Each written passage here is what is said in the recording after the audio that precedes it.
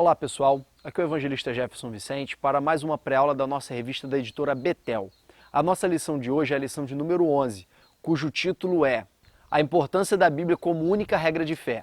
Na nossa lição de hoje nós vamos abordar o tema da Bíblia e a sua importância para o povo de Deus.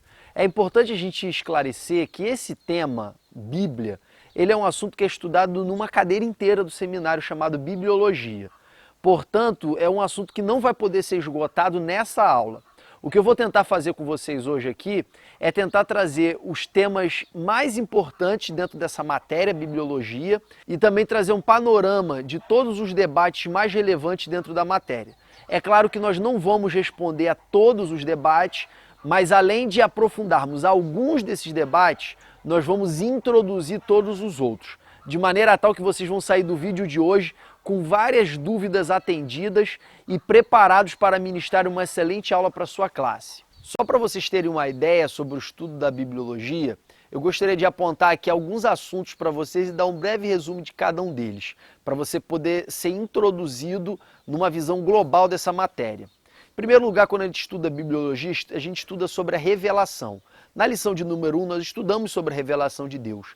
Só que lá eu falei de revelação no sentido mais amplo, que é a revelação geral, que inclui aí a revelação na natureza, a revelação na consciência, a revelação na razão, a revelação de um modo abrangente. E, em segundo lugar, a revelação especial de Deus, que é a revelação através da palavra, a revelação através dos milagres, a revelação através das profecias, a revelação através de Jesus Cristo. Essas formas de revelação especial são maneiras específicas de Deus se manifestar para o seu povo. Dentre elas está a palavra. Então, em bibliologia, a gente estuda a revelação especial, que é a palavra, só que a gente estuda como Deus se revelou através da palavra. Em segundo lugar, em bibliologia, nós estudamos também acerca da inspiração. Existe um grande debate acerca da inspiração das Escrituras. Paulo fala lá para Timóteo que toda Escritura é inspirada. Toda a palavra de Deus é inspirada.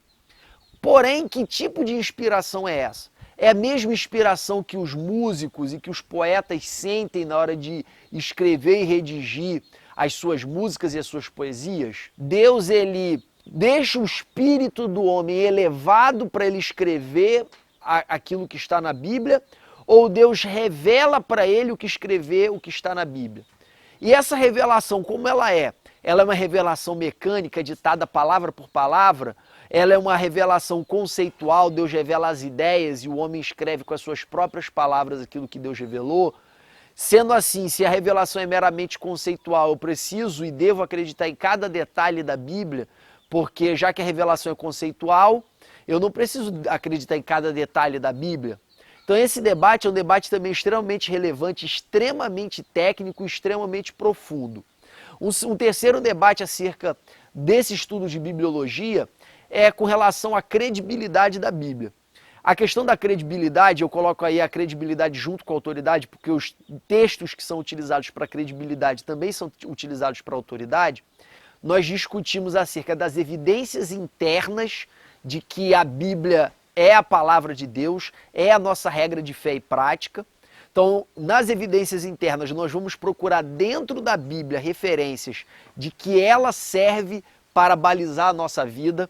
Os profetas, quando eles transmitiam as suas profecias, eles diziam oráculos do Senhor, ou assim diz o Senhor. Então, eles não falam em nome próprio, eles falam em nome de Deus. Já os livros históricos, eles não reivindicam essa autoria diretamente de Deus. Porém, apesar de não extrair essa autoridade diretamente de Deus, eles recebem a corroboração de outros testemunhos bíblicos, como por exemplo do Novo Testamento. O próprio Novo Testamento se refere ao Antigo Testamento como a palavra de Deus, como as escrituras sagradas, como a regra de fé e prática, como documentos inspirados. Então todas essas evidências internas da Bíblia, dela se referindo a si mesmo como a palavra de Deus, elas são utilizadas por nós para atribuir credibilidade às Escrituras. No entanto, os argumentos não podem ser apenas internos, é como se alguém estivesse dando testemunho de si mesmo. Nós precisamos extrair argumentos externos, e esses argumentos externos são vários, nós vamos ver ainda na aula de hoje. Uma vez, porém, identificado que existe um texto sagrado que deve ser baliza para o nosso comportamento, para a nossa vida e para nossas esperanças, cumpre nos identificar quais são os livros que compõem este texto maior que é chamado de a Palavra de Deus. E aí a gente entra no debate da canonicidade dos livros bíblicos. Na sequência, nós estudamos acerca da natureza da Bíblia. Ela é a Palavra de Deus, ela contém a Palavra de Deus ou ela torna-se a Palavra de Deus? Então esse debate também é um debate relevante. Em sequência, nós estudamos acerca da importância da Bíblia para os nossos dias, para a nossa vida espiritual. Um cristão, ele pode sobreviver sem ler a Bíblia? Como fica a nossa vida espiritual sem a leitura da Bíblia? Esse é um debate extremamente relevante, ele vai tomar basicamente o nosso tópico 2 todo. Existe um debate também acerca da inerrância da Bíblia.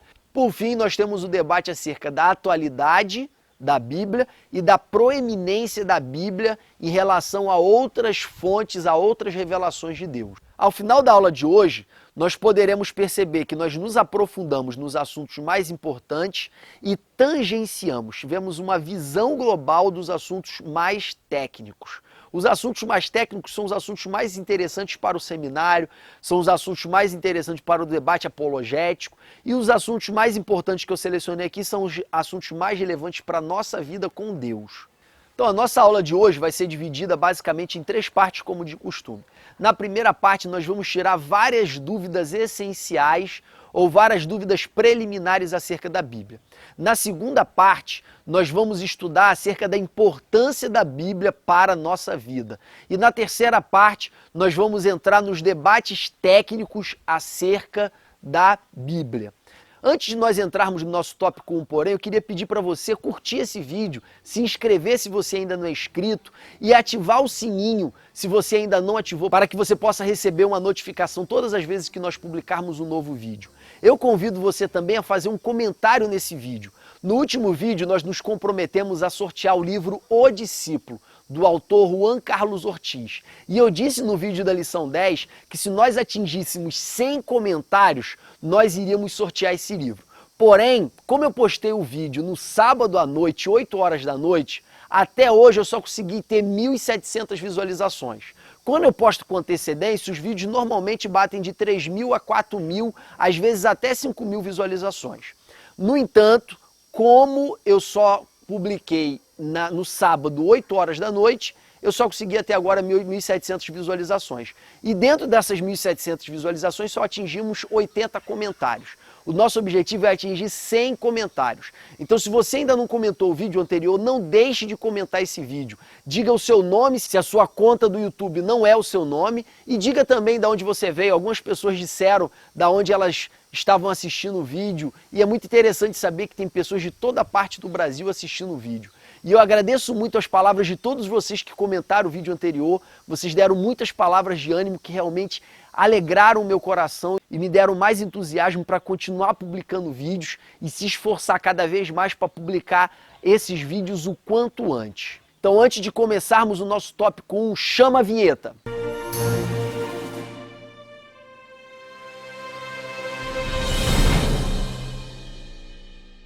Pessoal, nós vamos entrar agora no nosso tópico 1.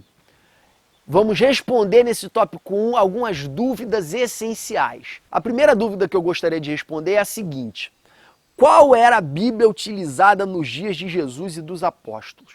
Essa pergunta é importante porque o Novo Testamento fala muito em escrituras, fala muito em a palavra de Deus, fala muito em lei, fala muito em profetas, fala muito em escritos. E a gente precisa compreender ao que tudo isso se refere. Com certeza você já deve perceber por intuição que isso está se referindo ao Antigo Testamento. Mas qual era o Antigo Testamento que estava nas mãos de Jesus e dos apóstolos? Era o mesmo Antigo Testamento que temos nas nossas mãos hoje? Você pode se perguntar também por que na Bíblia Católica existem 7 livros a mais no Antigo Testamento e também alguns capítulos a mais, e na Bíblia Protestante não tem. É essa dúvida que nós vamos tirar agora. Em primeiro lugar, é importante a gente saber que a Bíblia judaica ou a Bíblia hebraica é dividida de uma maneira diferente do nosso Antigo Testamento hoje. Elas são exatamente iguais, mas elas são divididas de forma diferente. A Bíblia hebraica, que pelos judeus é chamado de Tanakh, que é um acrônimo de 3 nomes, que são as 3 partes do Antigo Testamento judaico, que é a Torá, que são os 5 primeiros livros da Bíblia, que é o Neviim, que são os livros dos profetas, e o Ketuvim, que são os escritos, que são os livros que não são identificados nem como lei, nem como profeta. Essa divisão inclui 24 livros. Aí você pode se perguntar, mas Jefferson, como assim 24 livros? Você não falou que a Bíblia hebraica é idêntica à nossa Bíblia? Como que a Bíblia hebraica tem 24 livros e a nossa tem 39? É porque na Bíblia hebraica, alguns livros que para nós são divididos em 2, para eles é um livro só. Por exemplo, 1ª e 2ª Reis é um livro só. 1º e 2º Samuel é um livro só. 1ª e 2ª Crônicas é um livro só. Esdras e Neemias é um livro só. Os 12 profetas menores, para eles é um livro só.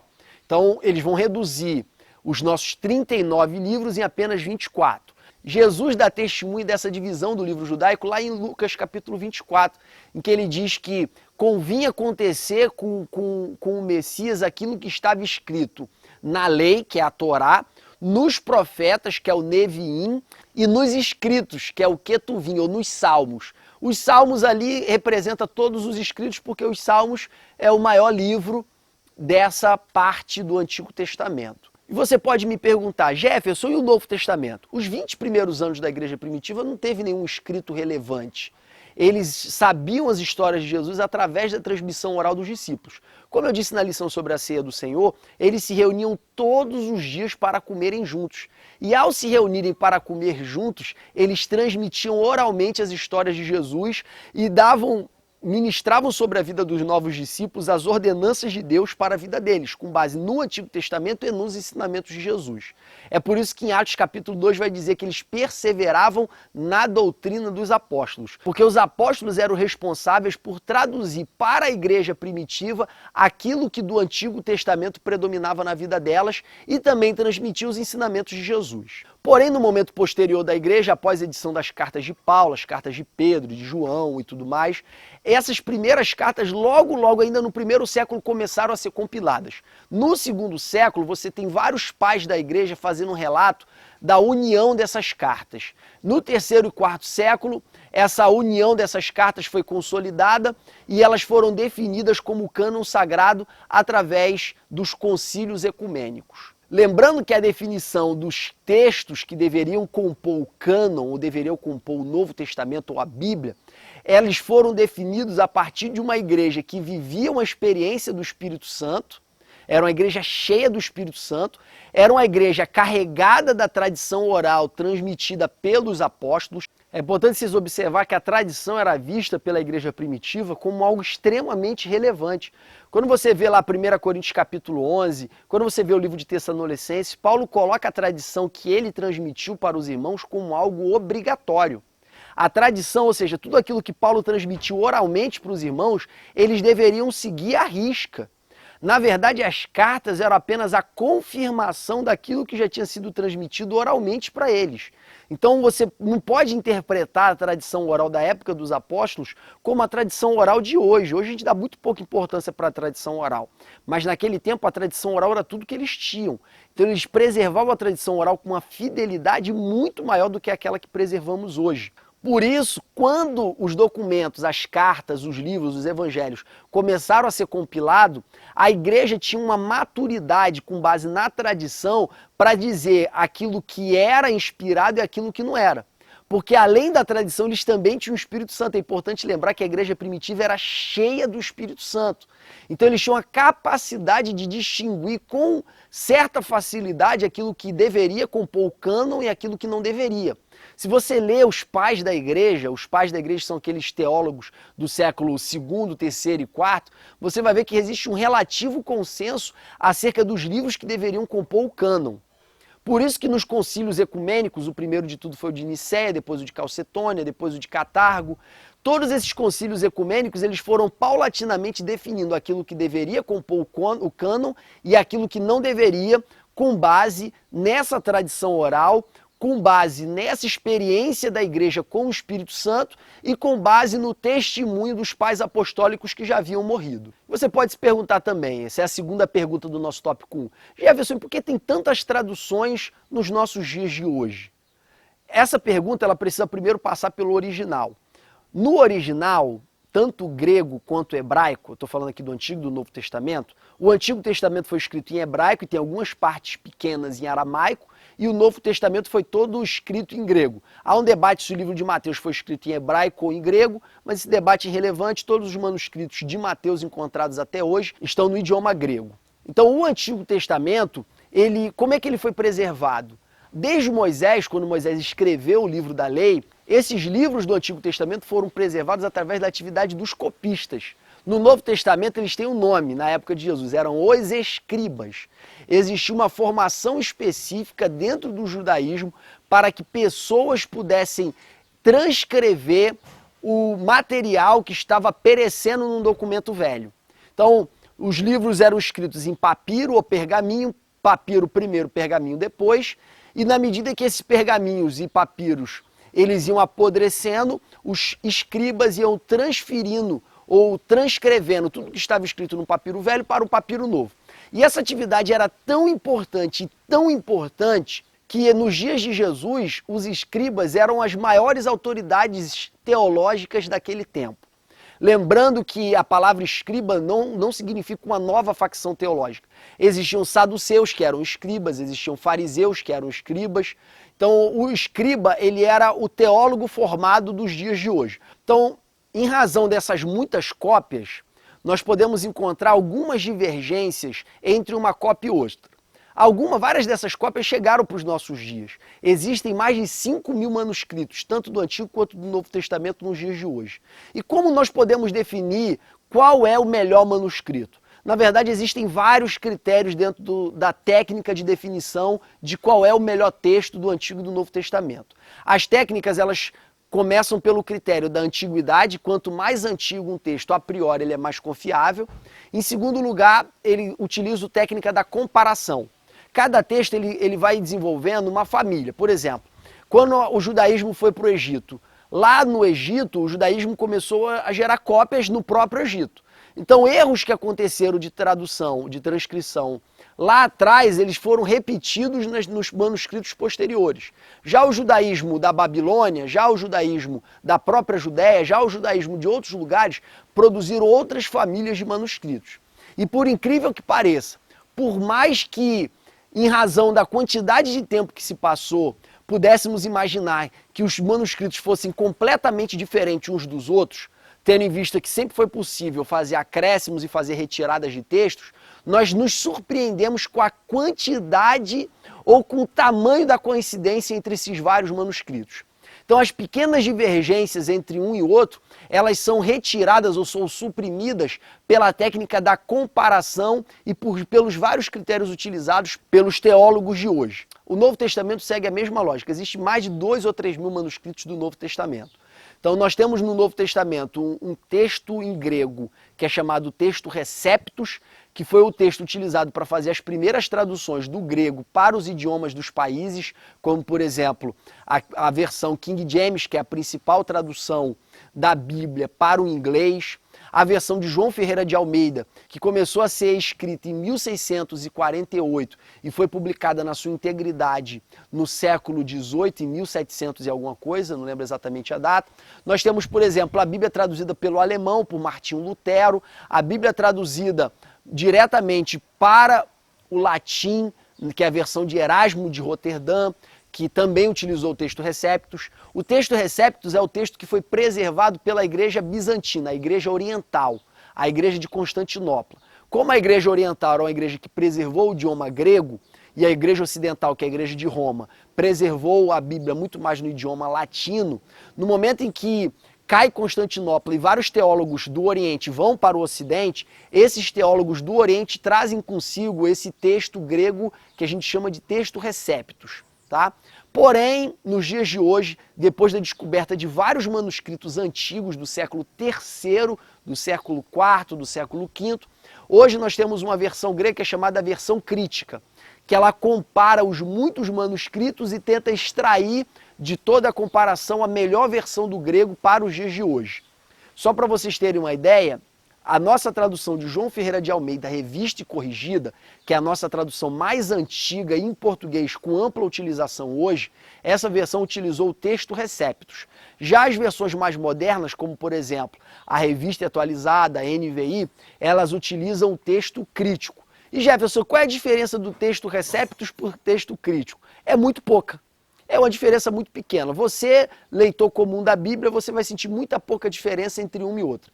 Por exemplo, em Romanos capítulo 8, versículo 1, no texto Receptus, que é o que nós encontramos na tradução Revista e Corrigida, está escrito que, portanto, nenhuma condenação há para os que estão em Cristo Jesus, para aqueles que não andam segundo a carne, mas segundo o Espírito. Na versão crítica não tem essa segunda parte, que é para os que não andam segundo a carne, mas segundo o Espírito. Na versão crítica, isso aí é como se tivesse sido um acréscimo.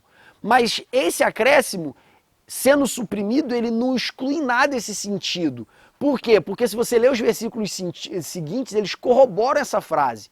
Então, com a existência ou não dessa parte B do versículo 1 do capítulo 8 de Romanos, o sentido ele permanece vivo. Então não existe diferenças gritantes entre o texto Receptus e o texto crítico. Já em português nós fazemos várias traduções. Algumas traduções são com base no texto Receptus, outras traduções é realizada com base no texto crítico. Como eu disse anteriormente, as traduções mais antigas usam o texto Receptus e as traduções mais modernas utilizam o texto crítico. Em português, nós temos publicado pela Sociedade Bíblica do Brasil as traduções de João Ferreira de Almeida, Revista e Corrigida. Lembrando que essa Revista Corrigida não é a tradução de João Ferreira de Almeida. João Ferreira de Almeida começou a traduzir a Bíblia em 1648. Se você ler, você consegue achar na internet essa tradução em PDF. Se você ler essa tradução feita por João Ferreira de Almeida, você não entende nada. É um português extremamente arcaico, com a grafia completamente diferente, conjugação de verbo diferente. É muito, muito distante daquelas Bíblias que nós temos hoje. Então, a tradução que nós utilizamos hoje não foi a tradução que João Ferreira de Almeida fez. A tradução que nós utilizamos hoje é a tradução revista e a tradução corrigida. Essa revisão e correção, ela ocorreu em 1898. Então a tradução revista e corrigida de João Ferreira de Almeida. Então a versão revista e corrigida de João Ferreira de Almeida é uma versão que tem mais de um século, ela é bem antiga. Em segundo lugar, cronologicamente falando, nós temos a tradução brasileira, que foi uma tradução feita no Brasil pela Sociedade Bíblica do Brasil. Essa tradução brasileira não vingou, não foi muito utilizada pelas igrejas que já estavam acostumadas com a Revista Corrigida, e por isso ela caiu em desuso e deixou de ser publicada pela Sociedade Bíblica Brasileira. Ela voltou a ser publicada recentemente, mas com muito pouca divulgação, mais é os teólogos que utilizam a tradução brasileira. Depois a Sociedade Bíblica Brasileira publicou em 1959 a versão revista e atualizada, não mais com base no texto Receptus e sim com base no texto crítico. Essa revista atualizada, ela procura preservar, em certo sentido, o vocabulário de João Ferreira de Almeida, só que trazendo várias correções da tradução. Entre a corrigida e a atualizada é melhor do que a corrigida, tá? Porém, como nós estamos acostumados com a corrigida, a nossa Igreja Assembleia de Deus, Ministério de Madureira, nós utilizamos a revista e corrigida. Inclusive a Bíblia da nossa editora, que é a Bíblia do Culto, utiliza a versão revista e corrigida de 1995. Ah tá, também tem mais uma observação. Essas versões, revista corrigida e revista atualizada, de vez em quando elas recebem uma nova atualização da Sociedade Bíblica do Brasil. Então, por exemplo, em 1995, a revista corrigida sofreu uma atualização. Em 2009, ela sofreu uma nova atualização. Então, se você tem a versão de 95, 1 Coríntios 13, está escrita a palavra caridade. Já a versão 2009 está escrita a palavra amor. A revista atualizada sempre usou a palavra amor, ela nunca usou a palavra caridade. Então vai ter pequenas variações entre uma e outra, dependendo da tradução que você tiver, dependendo da versão que você tiver, revista corrigida ou revista atualizada, e dependendo ainda da versão da versão. Se é a versão revista corrigida 95, se é a versão revista corrigida 2007. A Sociedade Bíblica do Brasil também publica em língua portuguesa a nova tradução na linguagem de hoje. A Sociedade Bíblica, em 1988, ela publicou a linguagem de hoje. Só que foi um texto bastante rejeitado pela comunidade teológica, disseram que tinham muitos erros de tradução, e em 2000 eles fizeram a nova tradução na linguagem de hoje. Essa tradução é uma tradução de equivalência semântica, também chama de equivalência dinâmica. Ela não procura manter a estrutura do original. Então, as traduções de equivalência formal, elas procuram manter a estrutura do original. Onde no original tem verbo, eles colocam verbo. Onde no original tem substantivo, eles colocam substantivo. E por isso, ler a Bíblia na tradução revista corrigida, revista atualizada, tradução brasileira, às vezes é um pouco difícil, por causa da linguagem. Já a nova tradução na linguagem de hoje, ela procurou manter o sentido. A gente chama isso de tradução semântica. Ela tenta manter o sentido da palavra. Então, ao mesmo tempo, ela é mais fácil de ler, mas, por outro lado, ela se distancia um pouco da estrutura gramatical do original. Isso vai trazer alguns benefícios, que é mais fácil de entender, como eu já disse, e vai trazer alguns problemas, que, como você tenta expor um sentido claro da palavra, você já está fazendo uma interpretação. Então, de repente, a interpretação da NTLH não é a melhor interpretação. Só que eu não vou ter nem o direito de interpretar diferente, porque a interpretação já veio pronta para mim. Então, para pessoas que estão caminhando na fé, é muito bom ter a NTLH. Para pessoas que já estão mais tempo na caminhada, eu recomendo que utilize as traduções revista corrigida e revista atualizada.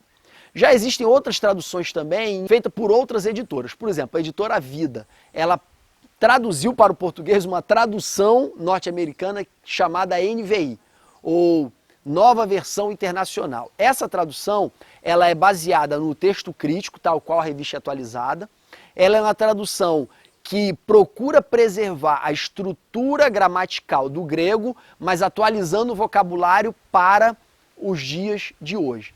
Então ela está no meio do caminho entre as traduções mais rebuscadas e as traduções mais fáceis. A editora Vida também produziu uma tradução que já não é mais nem tradução, já é uma paráfrase, que é a Bíblia Mensagem.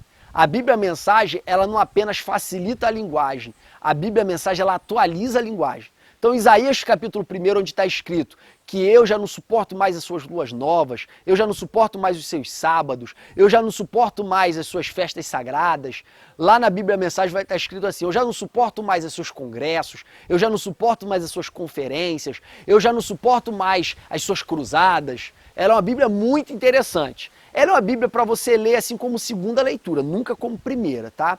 Então, se você quiser ter acesso à Bíblia Mensagem, é uma Bíblia bastante interessante. A editora Mundo Cristão, que é uma editora que publica muitos livros evangélicos também, ela tem duas traduções, que é a Bíblia Viva, que também é melzinho na chupeta, acho que é uma das mais fáceis de entender. Ela ainda tem uma tradução ainda mais simples do que a NTLH. Então, um crente que está começando na fé, por exemplo, a minha esposa, ela gostava de ler a Bíblia, mas tinha dificuldade. Eu comprei a versão da Bíblia Viva e dei para ela. E ela lê com uma facilidade enorme, porque a linguagem é muito mastigada. Porém, como eu falei, o raciocínio da NTLH se aplica a ela se distancia um pouco do original, porque ela já é uma interpretação. E a editora Mundo Cristão acabou de publicar agora também a NVT, que segue mais ou menos a mesma linha da NVI. Já a editora Vida Nova, ela tem a Almeida, século XXI, a Sociedade Bíblica Trinitariana tem a Revista Corrigida Fiel, que é muito parecida com a Revista Corrigida. Nós temos também hoje em português algumas versões da Bíblia King James, que é a principal Bíblia em língua inglesa. Nós temos a King James original, de 1600 e pouco, e nós temos a King James atualizada. Então, se você se interessa aí pelo idioma inglês e gostaria de ter uma King James em português, cuidado com essa distinção, tá? Existe uma King James versão primitiva e existe uma King James versão atualizada. Se você quer a King James mais tradicional, você não pode ter que fugir da atualizada. E tem também as traduções católicas, que algumas são muito boas. Por exemplo, você tem a TEB, que é a Tradução Bíblica Ecumênica, produzida pela editora Loyola, tradução pouco utilizada pelos teólogos, porque tem duas traduções que são bem melhores, que são publicadas pela editora Paulo, que é a Bíblia de Jerusalém, que é muito técnica, pessoal formado em teologia, todo mundo tem a Bíblia de Jerusalém. A Bíblia Pastoral, que é uma Bíblia com a linguagem parecida com a NVI, apesar de ser católica. E você tem a Bíblia do Peregrino, que é editada por um teólogo espanhol muito famoso, que é o Alonso Schöckel. Ele tem uma Bíblia que basicamente a tradução é dele. E tem também a Bíblia da editora Vozes, que é uma editora católica. E tem outras Bíblias católicas mais tradicionais, mais antigas, como a versão Ave Maria e outras traduções mais que são menos técnicas e os protestantes praticamente não utilizam. Agora, a Bíblia de Jerusalém é muito utilizada por muitos pastores e teólogos protestantes, porque ela é uma Bíblia muito técnica. Dito isso, nós encerramos essa parte essa dúvida de por que nós temos várias traduções, resumindo que a nossa tradução que nós utilizamos na nossa igreja é baseada no texto Receptus e é a tradução de João Ferreira de Almeida, Revista e Corrigida, que é a versão utilizada pela Bíblia do Culto, publicada pela nossa editora Betel. A terceira pergunta eu já respondi, que é qual é a Bíblia utilizada na nossa igreja. A quarta pergunta, a Bíblia é a única revelação de Deus? Na lição de número 1 eu já falei sobre os tipos de revelação de Deus, revelação geral e revelação especial. E isso dá margem para alguns debates, tá? Acerca da revelação de Deus e a Bíblia. Porque se Deus se revela de várias formas, por que eu devo acreditar na Bíblia quando ela entra em contradição com essas outras formas? Em primeiro lugar, Pedro fala que nenhuma profecia é de particular interpretação. No sentido genérico, a Bíblia é uma forma de profecia, a Bíblia é uma forma de revelação. Logo, eu tenho que interpretar a Bíblia em consonância com as outras revelações e as outras revelações em consonância com a Bíblia. Eu nunca posso interpretar uma separada da outra, porque nenhuma profecia é de particular interpretação. Logo, tudo aquilo que está em contradição com a Bíblia não pode prevalecer. Por quê? Porque nenhuma profecia, nenhuma revelação é de particular interpretação. Então Deus parou de falar quando encerrou o cânon? Não, Deus continua falando. Nós cristãos pentecostais que seguimos a linha teológica continuista, nós acreditamos ainda em profecia, em sonhos, em visão, nós acreditamos ainda em tudo isso, interpretação de línguas. Então Deus não parou de falar.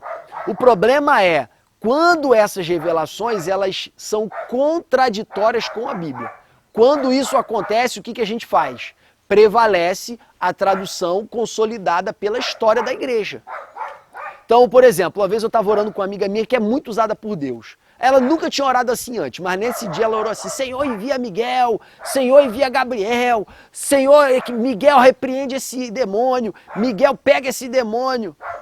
Aí depois eu conversei com ela: fulana, não dá certo, fulana. Jefferson, você sabe dos meus mistérios com Deus. Opa lá, seus mistérios com Deus não pode contradizer com a Bíblia. Você dá ordem para os demônios em nome de Jesus. Eu nunca vi na Bíblia, em momento nenhum, um ser humano dando ordem para um anjo repreender um demônio. Eu nunca vi isso na Bíblia. Então, a nossa regra de fé e prática é a Bíblia. Então, esses achismos aí do movimento pentecostal, das igrejas de reteté, eu sou do fogo, irmão, eu sou pentecostal. Mas a nossa regra de fé e prática é a Bíblia, porque ela é a revelação de Deus consolidada na história da igreja. Por isso, nós cremos em profecia, nós cremos que Deus não parou de falar, desde que tudo que Deus fale hoje seja compatível com a Bíblia. O próprio Paulo falou que se alguém disser um outro evangelho que não esse que eu vos tenho pregado, inclusive eu ou inclusive um anjo, este é anátema. Porque o que já foi falado é aquilo que prevalece. O próprio Paulo fala isso para a igreja da Galácia. Logo, não há margem para dúvida. Entre uma profecia, uma visão, uma revelação e a Bíblia, fique com a Bíblia. Fuja desses misticismos gospel que a gente vê por aí. Outra questão, e aí é um debate já com a Igreja Católica. A Igreja Católica acha que a tradição da igreja, e como ela se sente a continuação da igreja primitiva, né?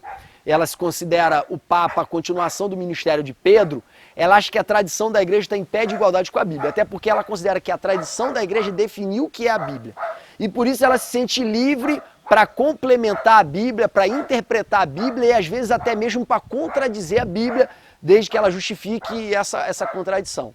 Então ela coloca a Bíblia em pé de igualdade com a tradição. A igreja reformada, a igreja protestante, que é a nossa igreja, nós somos protestantes, nós não cremos nisso. Um dos princípios do protestantismo é a sola escritura, ou só as escrituras. Só as escrituras balizam a nossa fé. Só as escrituras balizam a nossa teologia. Não que a teologia ou a tradição possam ser ignoradas, mas a partir do momento que elas entram em contradição com as escrituras, prevalecem as escrituras. É por isso que nós não cremos na divindade de Maria, apesar de que alguns pais da igreja defenderam a divindade de Maria, ou a quase divindade de Maria, melhor dizendo. Mas não é porque alguns pais da igreja defenderam a quase divindade de Maria que nós temos que crer nisso. Por quê? Porque a Bíblia não sustenta essa tese, pelo contrário, ela rechaça essa tese. O próprio Jesus disse: meu pai, minha mãe, meus irmãos, é aqueles que fazem a vontade do meu pai. Então, Como protestantes, nós cremos que a Bíblia predomina sobre a tradição e muito embora a tradição, a teologia, ela possa ser utilizada para interpretar a Bíblia, ela jamais pode contradizer a Bíblia. Sobre a questão da contradição entre uma ordem direta de um líder e a Bíblia, você sempre tem que ficar com a Bíblia. As autoridades foram constituídas por Deus, a própria Bíblia manda nós sermos sujeitos aos nossos pastores e aos nossos líderes. Então a liderança, ela foi constituída com Deus como um norte para a nossa vida, para nos guiar, para nos orientar, para nos corrigir, para nos admoestar. Então a própria Bíblia manda a gente obedecer às autoridades. Então não tem como eu usar a Bíblia para ficar sendo insubmisso às autoridades. No entanto, quando a ordem da tua liderança tiver em contradição direta com a Bíblia, você tem que ficar com a Bíblia. Agora, isso pode dar margem para você ser insubmisso. Cuidado, muito cuidado. A ordem precisa ser explicitamente contraditória com a Bíblia. Para você não cair no equívoco, por exemplo, de Arão e Miriam, que chegaram para Moisés e disseram, Deus te usa, Deus nos usa também. Você também não pode correr no risco de cair no pecado de Coré, Datã e Abirão, que por serem levitas acharam que tinham acesso ao tabernáculo tal qual Arão e seus filhos. E aí no momento que eles se opuseram a Moisés e Arão, a terra engoliu eles e caiu fogo do céu e consumiu eles. Então tome cuidado, a tua liderança foi constituída por Deus para abençoar a tua vida. Mas a partir do momento que ela fugir da palavra, ela perdeu a legitimidade, que a legitimidade do líder vem da palavra. Uma última observação é a distinção entre a Bíblia e a verdade, a palavra e a verdade. Jesus diz assim em João capítulo 8, versículo 30 em diante, que muitos judeus creram nele e a este Jesus disse, se permanecerdes nas minhas palavras, verdadeiramente sereis meus discípulos e conhecereis a verdade e a verdade vos libertará. Nesse texto, Jesus faz uma distinção entre as palavras dele e a verdade. E, de fato, existe essa distinção ou isso é um problema de interpretação ocasionado por uma leitura superficial do texto? Não, irmão, não é um problema de interpretação. O que Jesus está dizendo é o seguinte, se você permanecer nas minhas palavras, você vai se tornar meu discípulo. E ao se tornar meu discípulo, ou seja, ao ter um relacionamento constante comigo, você vai conhecer a verdade e a verdade vai te libertar. Então a palavra, as escrituras, elas são o veículo da verdade. É por isso que Paulo fala assim, a fé vem pelo ouvir e o ouvir a palavra. Errado. A fé vem pelo ouvir e ouvir pela palavra. A palavra é o veículo utilizado por Deus para infundir a fé nos nossos corações. Então a palavra, ela se torna verdade para nós na medida em que nós nos relacionamos com a palavra viva que é Jesus. É por isso que tem muita gente que ouve a palavra desde criança na igreja e não está liberto de nada. Porque ele conheceu a palavra, mas não conheceu a verdade, porque ele nunca permaneceu na palavra, ele nunca se tornou um discípulo, ele nunca tomou a sua cruz sobre si, ele nunca negou a si mesmo, ele nunca abdicou da sua própria vida, então por isso ele nunca se tornou um discípulo. Que o requisito básico para ser discípulo é negue-se a si mesmo, tome sobre si a sua cruz e siga-me. Isso seguir significa se tornar discípulo. Então, muitas pessoas que ouvem a palavra todo culto, continuam escravos do pecado, continuam escravos das suas próprias vontades, continuam escravos do mundo, continuam escravos de Satanás, porque não conheceram a verdade. Ouviram a palavra, mas por não terem permanecido na palavra e se tornado discípulos, não conheceram a verdade. Então a palavra, às vezes, ela tem o mesmo sentido de verdade, porque ela é o condutor da verdade. Porém, se nós olharmos com o microscópio, nós vamos ver que tem uma pequena distinção entre uma e outra. A palavra é o veículo da verdade. Apesar de que, na maioria dos textos bíblicos, a palavra e a verdade significam exatamente a mesma coisa, tá? Então, pouquíssimos textos vão fazer a distinção entre uma e outra, e os dois principais textos eu acabei de citar aqui para você agora. Dito tudo isso, nós vamos iniciar agora o nosso tópico 2, a importância da Bíblia para os nossos dias. O primeiro tópico eu gastei basicamente tirando algumas dúvidas fundamentais e estabelecendo alguns prolegomenos, ou alguns fundamentos, para você compreender o que é a Bíblia para nós. Agora nós vamos entender o que é a Bíblia para a nossa vida espiritual. Não dá para viver sem a Bíblia. Quando eu falei sobre ceia do Senhor e batismo, eu falei sobre os meios de graça. E eu disse entre os meios de graça que o principal meio de graça para a teologia reformada, para a teologia protestante, era a palavra de Deus. E como eu disse naquela aula, os meios de graça são as maneiras específicas que Deus infunde a graça de Deus na nossa vida, para nos santificar, para nos transformar e para nos tornar cada vez mais parecidos com Jesus. Isso tudo é a mesma coisa. Então, os meios de graça, que incluem o batismo, que inclui a ceia, que inclui a adoração, que inclui a oração, que inclui o jejum. O principal de todos esses meios de graça é a palavra, porque nada infunde a vida de Deus com maior intensidade na vida daquele que já nasceu de novo do que a palavra. Então, naquela guerra que eu falei na aula anterior, entre a carne e o espírito, descrita lá em Gálatas capítulo 5, como eu sei que a carne vai vencer o espírito? Quando eu alimento mais a carne. E quando eu sei que o espírito vai vencer a carne? Quando eu alimento mais o espírito. Por quê? Porque a ação do espírito regenerador, ela não exclui a natureza do pecado dentro de mim. Enquanto meu corpo não for transformado, as duas naturezas, a do espírito de Deus que veio habitar em mim, vai conviver com a minha natureza caída. A minha natureza caída não se sujeita à lei de Deus. A minha natureza caída, ela não quer cumprir a vontade de Deus. E a única maneira de ofuscar essa natureza é eu morrendo para mim mesmo e deixando com que o Espírito, ele resplandeça em mim, ele se manifeste em mim. É o vivo não mais eu, mas Cristo vive em mim. E aí, na medida em que eu alimento a ação do Espírito dentro de mim, eu automaticamente mortifico a minha carne. Então, a principal maneira de fazer isso, mortificar a minha carne para que o Espírito predomine, é trazendo para dentro de mim esse meio de graça chamado a Palavra de Deus. Claro que esse meio de graça não substitui os outros, mas é o principal. Então, um cristão nascido de novo, um cristão filho de Deus, ele não pode viver sem a Palavra. Então, agora eu quero falar acerca dos efeitos espirituais da Palavra. O primeiro deles é que a Palavra é descrita na Bíblia como alimento. Nós vamos ver na Bíblia que a palavra é chamada de mel, a palavra é chamada de leite, que nos dá o crescimento. A Bíblia vai ser chamada por Jesus como um alimento comparado ao alimento físico. Não só de pão viverá o homem, mas de toda a palavra que sai da boca de Deus. Nós vamos ver também a Bíblia sendo descrita como um agente de regeneração da vida do homem. Jesus diz, aquele que não nascer da água e no Espírito não pode entrar no reino de Deus. E eu expliquei na lição sobre o novo nascimento que nascer da água significa nascer da palavra, conforme todos esses textos que estão aparecendo para você aqui nessa tela agora. Então a palavra ela tem um papel regenerador na vida do homem. Ao entrar em contato com a palavra de Deus, nós cremos nessa palavra, nós recebemos o novo nascimento. E esse novo nascimento é gerado tanto pela ação do Espírito quanto pela ação da palavra. Em João capítulo 17, versículo 17, Jesus ora pela igreja e dentro da sua oração sacerdotal ele diz, Pai, santifica-os na verdade. A tua palavra é a verdade. Então a palavra é a que santifica a vida do crente. Em Efésios capítulo 5, versículo 26, está escrito que Cristo ele entregou a sua própria vida pela igreja e a si mesmo apresentou ela pura e imaculada, lavando-a pela palavra da verdade. Então a palavra é aquilo que retira de nós aquilo que não é de Deus.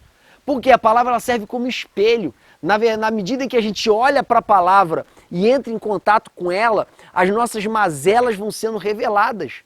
Ela penetra mais do que uma espada de dois gumes e vai na divisão da nossa alma e do nosso espírito fazendo discernimento daquilo que está dentro de nós. Discernir é trazer entendimento, é trazer compreensão. Ela faz a gente entender aquilo que está no nosso interior. Eu disse já na lição sobre o pecado que a palavra ela revela o pecado que está dentro de nós, como por exemplo, todo mundo é invejoso, menos a gente. Tem irmão que ora para Deus repreender o olho gordo, ora para Deus repreender a inveja, e ele não consegue entender ou compreender a própria inveja que habita dentro dele. Aí vem a palavra e diz, chore com os que choram e se alegre com os que se alegram. Se você não consegue chorar com os que choram, te falta compaixão, te falta amor, te falta empatia, te falta generosidade, te falta misericórdia, que é colocar o teu coração na miséria do teu irmão. Porém, a dificuldade para se alegrar com os que se alegram não está relacionado com misericórdia, amor, empatia, nada disso. Para você se alegrar com os que se alegram, você precisa ter um coração puro da inveja. Então, exemplo, seu cunhado comprou um carro novo. Você consegue se alegrar com a alegria dele? Seu vizinho comprou uma casa nova. Você consegue se alegrar com a alegria dele? Seu colega de trabalho que exerce o mesmo cargo que você foi promovido e você não. Você consegue se alegrar com a promoção dele? Você consegue se alegrar de ter um irmão na igreja que foi consagrado a obreiro e você não?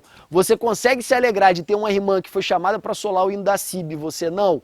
Irmão, quando você se sente incomodado com a felicidade dos outros, isso é porque você é invejoso. Aí você pode dizer, mas Jefferson, eu não sou invejoso. É sim. Você não consegue se alegrar com os que se alegram porque você é invejoso. E ao ser confrontado com a palavra, um pecado que estava escondido dentro de você vem à tona. Você é murmurador. Como assim, Jefferson? Eu sou murmurador. Você não dá graça por tudo. Você mais reclama do que dá graça. E reclamação é a mesma coisa que murmuração. A palavra te ensina isso. E quando a palavra ela se encontra com a tua vida, ela revela a tua mazela. Então, crente sem palavra, ele nunca vai ser purificado do seu pecado. Porque a própria Bíblia diz, porque o próprio Jesus pediu isso. Pai, purifica-os na tua verdade. A tua palavra é a verdade. Tá vendo aí quando eu disse antes que a palavra e a verdade às vezes são apresentadas como sinônimos? Então fique atento, tá? Nem sempre tem essa distinção entre palavra e verdade. Nesse caso aí, são a mesma coisa. Outro versículo interessante sobre purificação pela palavra.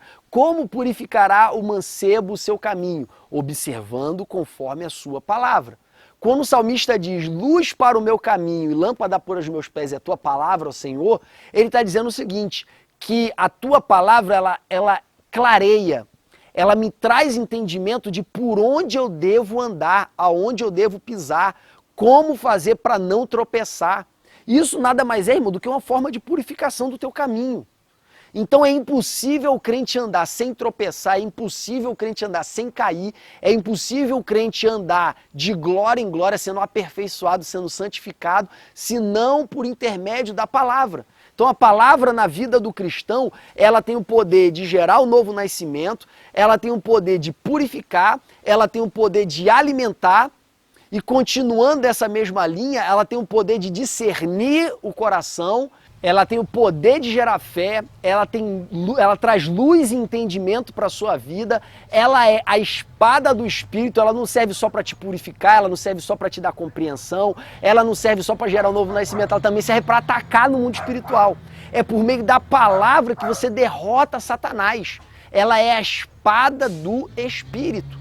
É por isso que Deus determinou para Josué, você quer prosperar? Medita nesta lei de dia e de noite.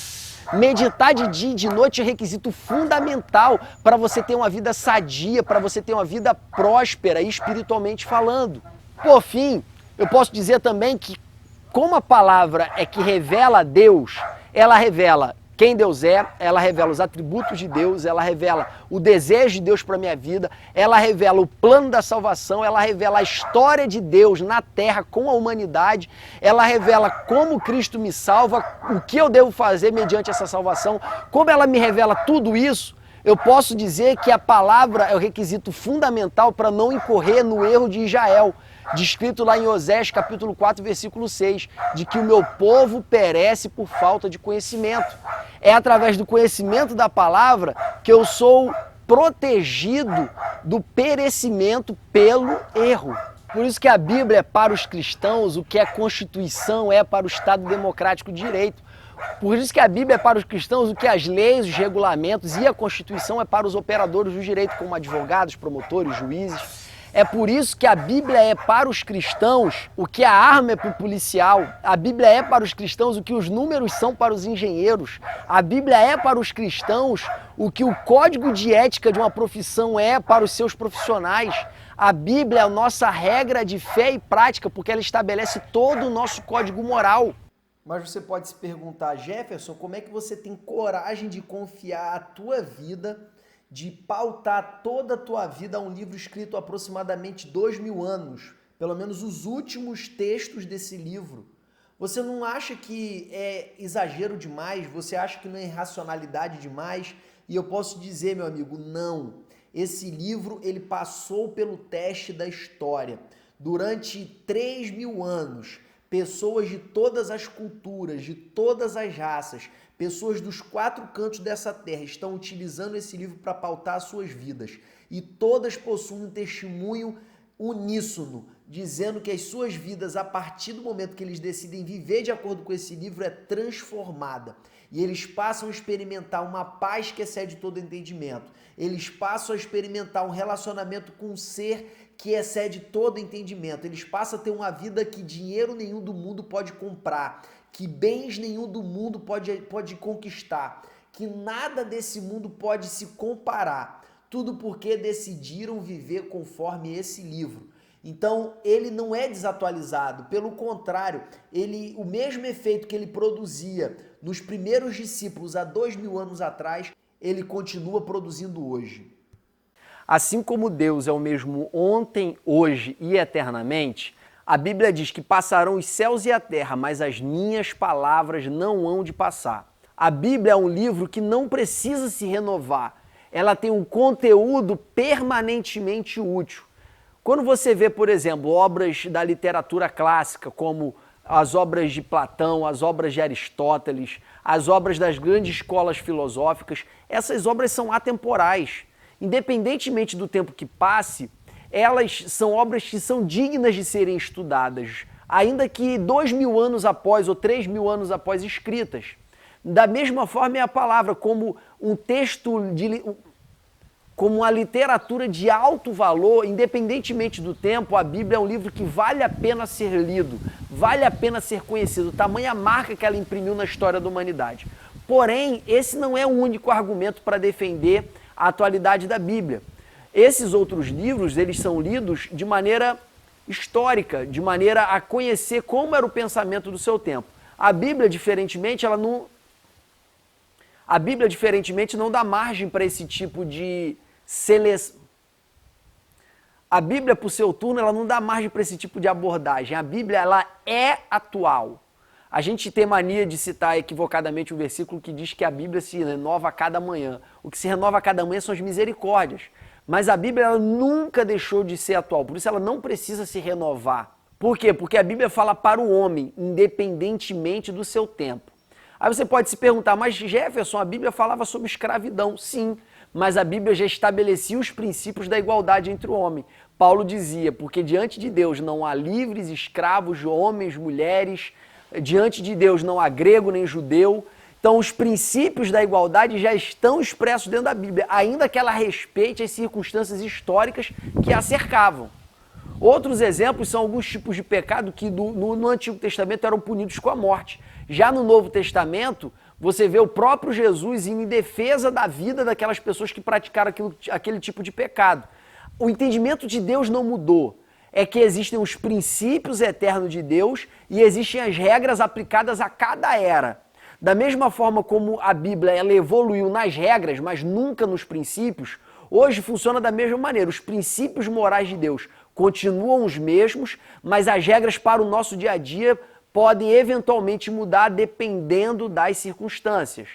E veio alguém aqui nos visitar nesse momento, participar da nossa aula, ela está mexendo na câmera agora, eu vou apresentar para vocês. Essa aqui é a Giovana, que veio dar uma atrapalhada na minha aula, mas tem desconto, né, irmãos? Vamos agora, irmãos, para o nosso... Muito fofa, minha filha, né? Vamos agora, irmãos, para o nosso tópico 3. Assuntos profundos. Nesse tópico, nós vamos abordar vários debates que existem dentro da teologia acerca da natureza da Bíblia, da natureza dessa revelação, do tipo de inspiração que gerou esses escritos, de como esses escritos foram selecionados. Em boa parte nós já falamos sobre isso, nós só vamos acrescentar. Nós vamos falar, e aqui é o momento principal desse tópico, acerca da credibilidade, da autoridade dos livros da Bíblia. Depois nós vamos falar acerca da natureza, se essa Bíblia ela é a palavra de Deus, se ela contém a palavra de Deus ou se ela torna-se a palavra de Deus. E por fim nós vamos debater o assunto da inerrância das Escrituras. No que tange a revelação, eu já comentei com vocês que a revelação de Deus ela pode ser geral ou especial. Segundo lugar, ao falar da revelação, nós falamos sobre a forma da revelação. Primeiro exemplo de forma da revelação é a revelação de Deus para Moisés, que foi face a face, tanto para Moisés como para João na ilha de Patmos. Na revelação de Deus para Moisés, na revelação de Deus para João, Deus disse exatamente o que Moisés tinha que escrever e exatamente o que João tinha que escrever. Nós temos a revelação de Deus também nos livros proféticos. Nesses livros, nesses escritos, nós temos sempre a fórmula assim diz o Senhor, ou a fórmula oráculos do Senhor, ou a fórmula assim ordenou que o Senhor dissesse a Jeremias. Então todas essas fórmulas indicam que Deus ele revelou a palavra dele para essas pessoas. E essa palavra ganhou uma tamanha relevância que Deus os inspirou a escrevê-la. E terceiro, podemos falar acerca de pesquisas inspiradas. Lucas demonstra nos primeiros versículos do seu evangelho que ele fez uma pesquisa para escrever aquele evangelho. Também o livro de Atos. João fala acerca também de uma pesquisa. As cartas do Novo Testamento, que é a doutrina dos apóstolos, também foram consideradas inspiradas, eram formas específicas de revelação, formas de conselhos, e também tem as formas de poesia, música, que foram transcritas ali nos livros poéticos do Antigo Testamento. Todas essas foram formas diferentes, porém inspiradas pelo mesmo Espírito. Mostrar que a Bíblia reivindica a autoridade para um texto maior, chamado de a Palavra de Deus ou as Escrituras, é só a metade do caminho. Existe uma outra metade a ser percorrida, que é a definição de quais documentos devem compor esse texto maior chamado a Palavra de Deus. Por exemplo, por que Levítico tem que estar dentro da Palavra de Deus e o livro de Enoque não pode estar dentro da Palavra de Deus? Então esse debate é o debate acerca da canonicidade.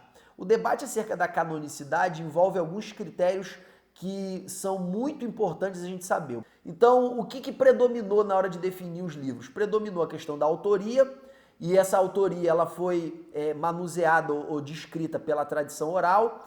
Ela foi também, um bom critério foi o testemunho de grandes homens de Deus que se referiram a esses livros, e o outro critério é o amplo debate dentro dos concílios acerca da canonicidade desses livros. Outra questão também que é importante a gente falar é que esses livros eles foram mantidos existentes pela divina providência de Deus. Nós sabemos que os livros antigos eles eram escritos em papiro e em pergaminho. Todos esses materiais eles eram perecíveis. Então, só livros realmente relevantes que Deus decidiu preservar foram mantidos. Aí você pode dizer, Jefferson, mas os livros apócrifos também foram mantidos. Mas não foram mantidos na mesma quantidade que os livros canônicos.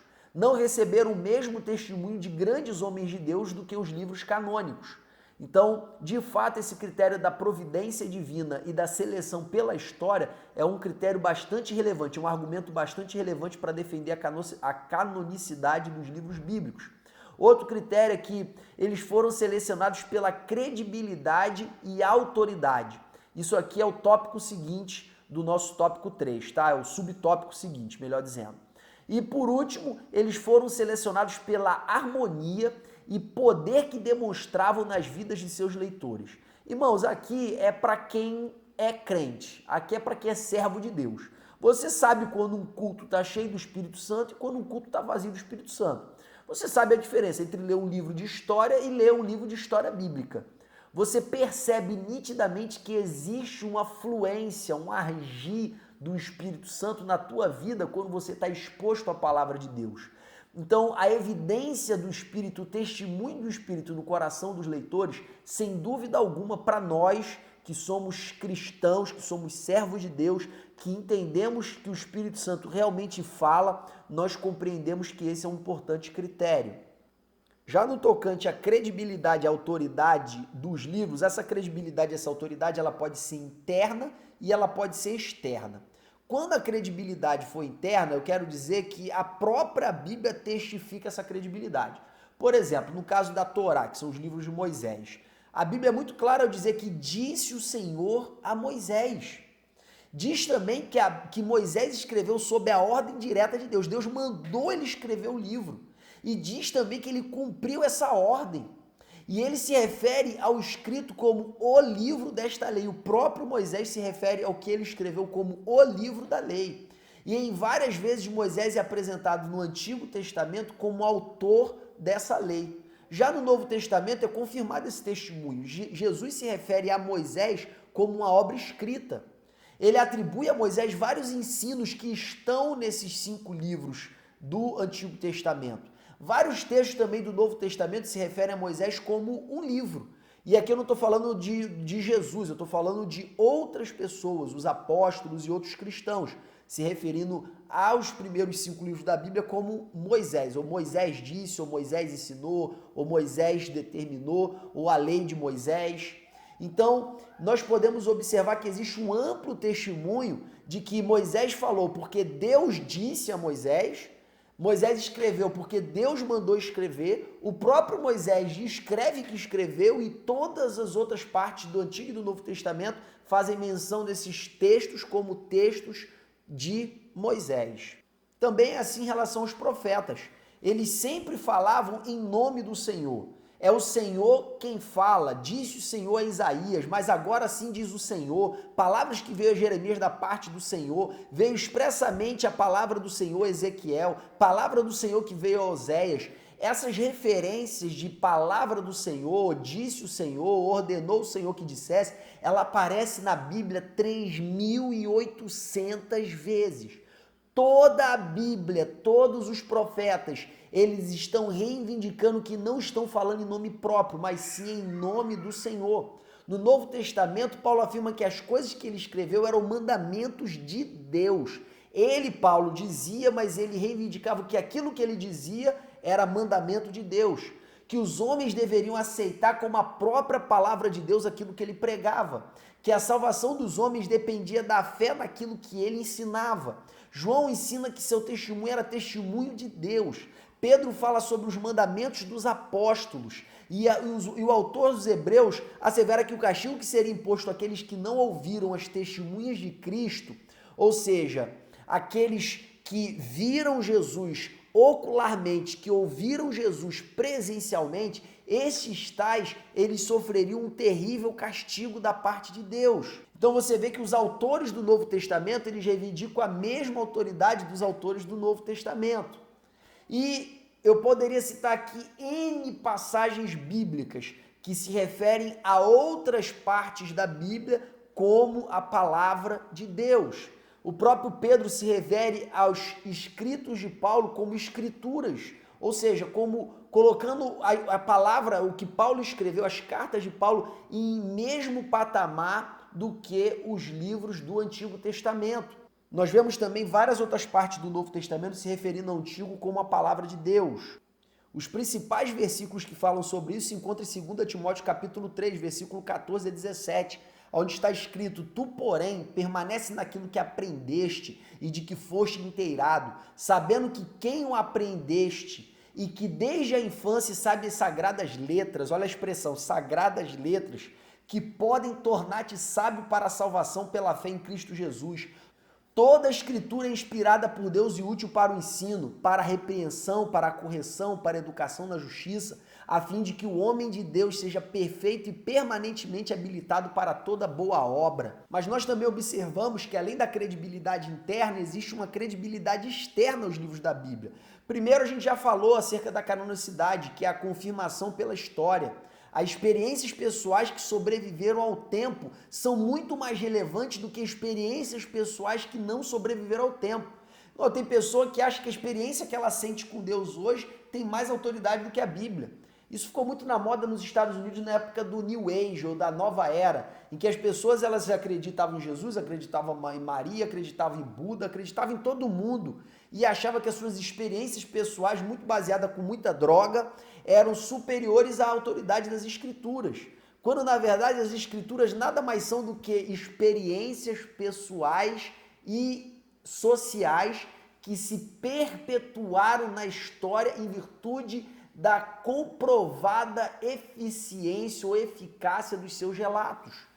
Um segundo argumento da credibilidade externa da Bíblia é o argumento da indestrutibilidade. Eu já antecipei um pouco esse argumento quando eu falei acerca da canonicidade.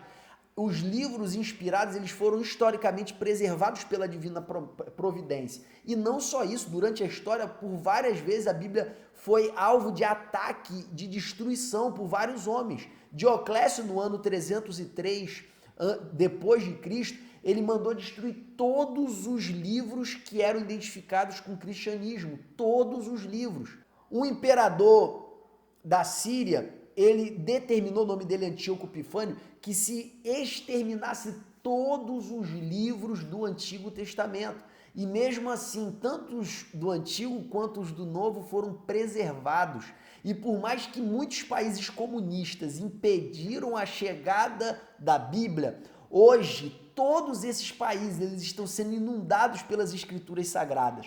Em países como a China, a missão Portas Abertas enviam barcos clandestinos livrando milhões de Bíblias para esses homens que não têm acesso à palavra de Deus. Então a Bíblia, ela é o livro mais importante da Terra, foi o livro mais lido da história da humanidade, apesar de toda a previsão de que rapidamente se tornaria um livro obsoleto, principalmente após o Iluminismo, continua sendo o livro mais vendido do mundo e continua sendo um livro proibido em muitos países. Mas mesmo assim, com toda essa pressão contra a Bíblia é indestrutível. Um terceiro argumento a favor da credibilidade e autoridade da Bíblia é a veracidade e a complexidade sem perder a unidade. A Bíblia foi escrita por no mínimo 40 autores, em épocas diferentes, num período de aproximadamente 1.600 anos. Durante esse período eles escreveram em épocas diferentes, em lugares diferentes, em circunstâncias diferentes, e mesmo assim a Bíblia preserva uma incrível unidade. Ela preserva uma unidade doutrinária e ela apresenta o mesmo plano da salvação. E todos esses escritos, eles compõem uma continuidade também. Ainda que você encontre uma evolução dentro de um texto bíblico e outro, você vê que essa evolução ela foi determinada por princípios que já estavam lá atrás, como, por exemplo, a responsabilização pessoal. No princípio, aquela alma que pecasse o castigo vinha sobre os pais e os filhos até a terceira e quarta geração. Já em Ezequiel, que é o momento posterior em Jeremias, a Bíblia diz que aquele que pecar certamente morrerá. Porque antigamente o ditado dizia, os pais chuparam uvas, mas os filhos ficaram com os dentes embotados. Não será assim, diz o Senhor, mas aquele que pecar, esse morrerá. Ou seja, Deus exclui a responsabilidade da família e atribui a responsabilidade pelo pecado exclusivamente para a pessoa. Então você pode dizer que houve uma mudança, houve uma alteração, Deus muda, como é que é isso? Não, a responsabilidade diante de Deus sempre foi responsabilidade pessoal desde o Éden. É por isso que Adão não pôde se esquivar da responsabilidade dele, atribuindo a responsabilidade para Deus e a culpa para Eva. Deus ele sempre responsabilizou o indivíduo pelo pecado. Porém, dentro de uma cultura em que o chefe de família ele era visto como dono da sua prole e toda a sua prole vivia na sua tenda como se escravo fosse, estou falando no nível de autoridade, quando a maldição vinha sobre o patriarca, ela alcançava todos aqueles que moravam junto com ele. Então, conforme a sociedade foi evoluindo, essa maneira de Deus tratar o homem em nível de responsabilidade foi evoluindo. Mas o princípio já está lá desde Gênesis capítulo 3. Nós vemos também uma evidência, que eu não vou poder abordar aqui porque é uma evidência um pouco grande, da profecia cumprida. Eu poderia citar aqui mais de 10 profecias que historicamente foram cumpridas. O livro de Daniel está cheio de profecias que foram cumpridas na história. O Antigo Testamento está cheio de profecias que foram cumpridas na vida de Jesus. O Antigo Testamento tem N profecias que falam acerca da restauração de Israel, do nascimento de uma nação em um só dia. Isso é muito sobrenatural. Israel deixou de ser uma nação depois que o Império Romano destruiu Jerusalém por volta do ano 70 depois de Cristo e depois no segundo ataque por volta do ano 130. E Israel deixou de ser uma nação autônoma e os judeus ficaram espalhados por todos os cantos da terra. Mas após a Segunda Guerra Mundial, uma reunião da ONU, com o voto de Minerva do brasileiro Oswaldo Aranha, Israel foi constituída como uma nação em um só dia. A palavra de Deus previu isso. E como é que a gente pode duvidar dessa palavra? É impossível, tem evidências externas. Agora, não dá pra gente ficar querendo também provar que tudo está na Bíblia, está acontecendo hoje, senão a gente fica meio paranoico, tá? Vigia. Em quinto lugar, a história antiga e a arqueologia. Muitos textos bíblicos foram contestados à luz de descobertas históricas e arqueológicas de século XVIII, século XIX. E aí, chegando no século XX, fizeram novas descobertas arqueológicas e descobriram que aqueles textos bíblicos que estavam sob suspeição eram genuínos. Por exemplo, a história dos patriarcas. Desde a época da crítica literária, do século XIX para cá, era a ideia corrente dentro da teologia liberal era que Abraão, Isaac e Jacó não existiram. Foram criações. Só que Hoje, a partir das descobertas do século XX da arqueologia, descobrimos que todos aqueles costumes de Abraão, de Isaac e de Jacó, costumes que não existiram em nenhum momento na história de Israel, foram tudo costumes anteriores à história de Israel, realmente aconteceram. Através de descobertas arqueológicas, puderam interpretar por que Sara deu a sua escrava para Abraão, puderam interpretar por que Abraão teve que separar os animais em dois e a chama do Senhor passou no meio quando ele estava fazendo a promessa. Então nós encontramos diversas referências na arqueologia e na história antiga que confirmam a veracidade das escrituras. Por fim, nós entramos no tema da inspiração. Os principais versículos que falam sobre a inspiração se encontram em Mateus capítulo 5, versículo 17 e 18, onde diz que passarão os céus e a terra, mas nenhum tio, nenhum jota se omitirá da lei sem que tudo seja cumprido. Aqui os teólogos entendem que essa expressão da lei significa todo o Antigo Testamento. E em 2 Timóteo capítulo 3, versículo 16 e 17, diz que toda a escritura é inspirada por Deus e útil para o ensino. E nós já lemos outras referências aqui hoje, essas são as duas principais que eu destaquei. E aí vem a questão, qual é a natureza dessa inspiração? Nós cremos que a Bíblia é inspirada, porque a própria Bíblia diz que ela é inspirada. Só que fica uma questão, como ocorreu essa inspiração? A primeira teoria que a gente precisa evitar é a teoria do ditado, de que Deus ditou palavra por palavra. Essa teoria ela cai por terra na medida em que nós vemos a diferença de estilo de autor para autor e de época para época. Quando nós analisamos a gramática bíblica, nós vemos que há uma evolução, há uma mudança da gramática bíblica. Então Deus não poderia ter ditado palavra por palavra sem que pudesse ofender ou ferir a autonomia gramatical e de estilo de cada autor. Então essa teoria do ditado foi eliminada das escrituras. A segunda é a teoria da intuição, que ela é uma teoria menos rígida, eu acho que é até flexível demais.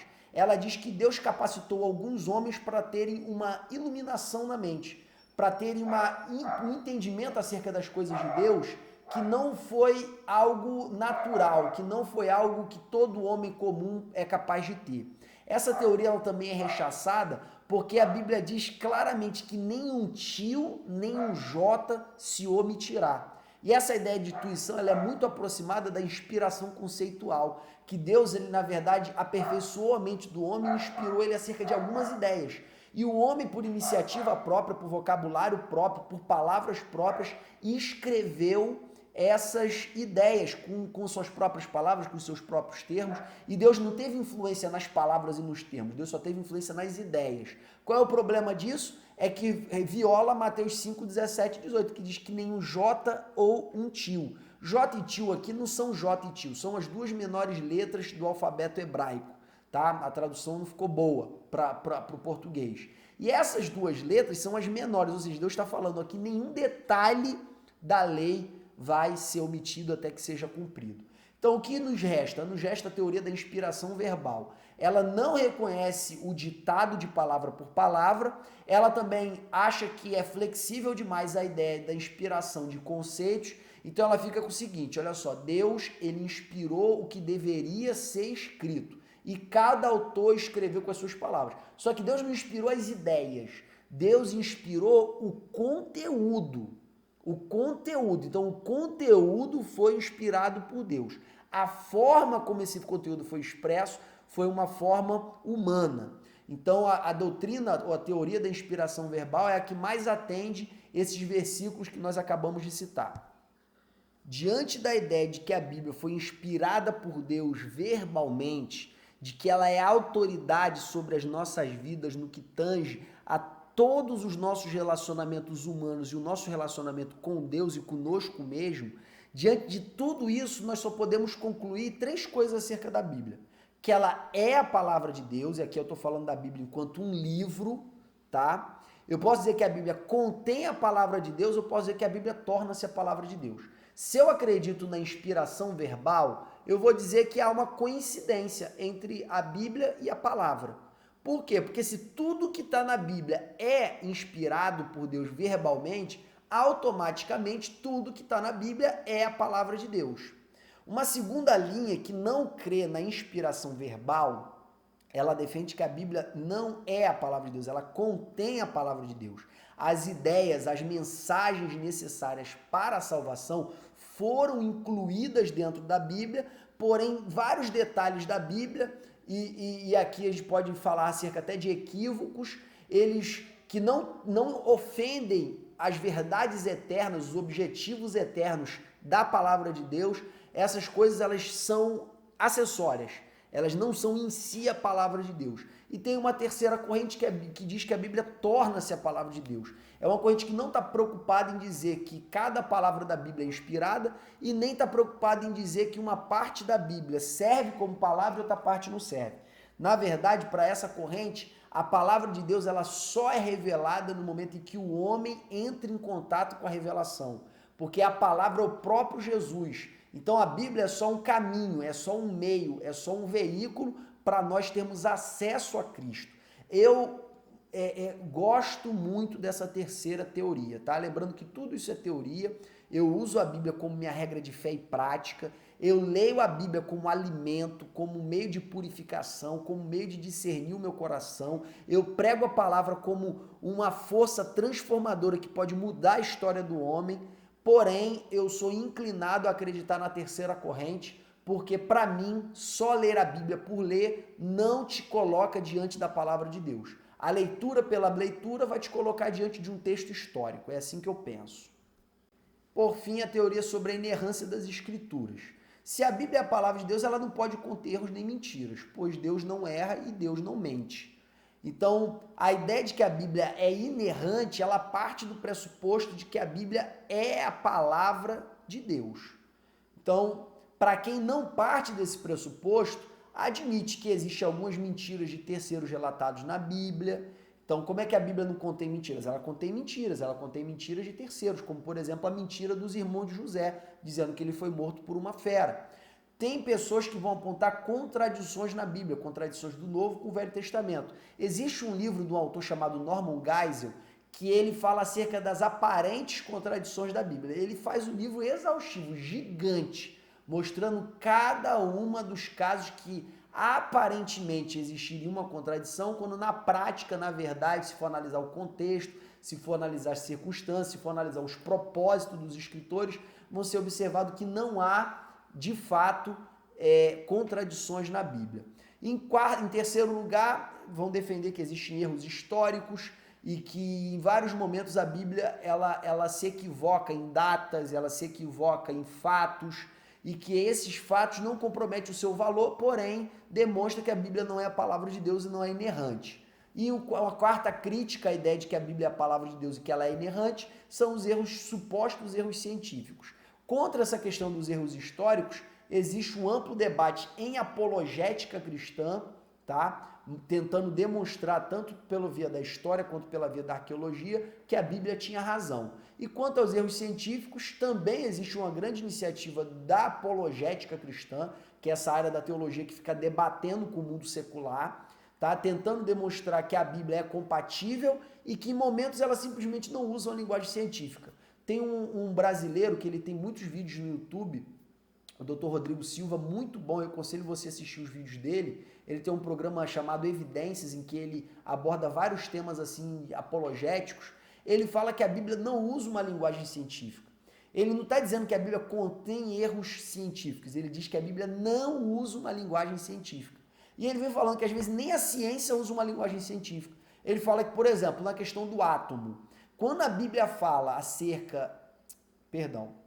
quando os cientistas falam acerca do átomo, a palavra átomo significa menor partícula. Só que os próprios cientistas sabem que existem partículas menores do que o átomo. Então, segundo o Dr. Rodrigo Silva, até mesmo os cientistas não usam uma linguagem técnico-científica para todos os casos, quanto mais a Bíblia. Então ele tenta explicar várias aparentes contradições científicas da Bíblia, demonstrando que naquele texto ou naquele outro, a Bíblia simplesmente não estava fazendo um relato científico, ela estava fazendo um relato de acordo com a percepção de quem estava vendo. Eu gostaria de dizer para vocês que foi muito bom tê-los vocês durante essa aula. Eu sei que ficou uma aula bem longa, mas eu tentei expressar ao máximo os temas mais importantes do tema bibliologia. Por fim, eu gostaria de lembrar no final dessa aula um dos princípios da teologia protestante, que é o sola scriptura. O sola scriptura, ele diz que a Bíblia e não a tradição, a Bíblia e não o homem, a Bíblia e não os líderes, a Bíblia e não os livros de teologia é o nosso manual de fé e de prática. A Bíblia é a autoridade máxima na nossa vida, porque é a Bíblia que transmite as verdades eternas de Deus através da história. A Bíblia, ao passar pelo teste da história, a Bíblia, ao ser recepcionada pelos grandes homens de Deus, a Bíblia, ao ser confirmada nas nossas vidas pelo Espírito Santo, ela estabelece uma autoridade que faz com que todas as outras formas de revelação ou todas as outras formas de autoridade que se reivindiquem em porta-vozes de Deus, eles estão em segundo plano, em segundo lugar em relação à Bíblia, por causa desse princípio da teologia protestante. Que Deus te abençoe, não esqueça de colocar o comentário, porque certamente no próximo vídeo nós vamos alcançar os 100 comentários e que você tenha uma aula abençoada no domingo ou na sexta, em nome de Jesus.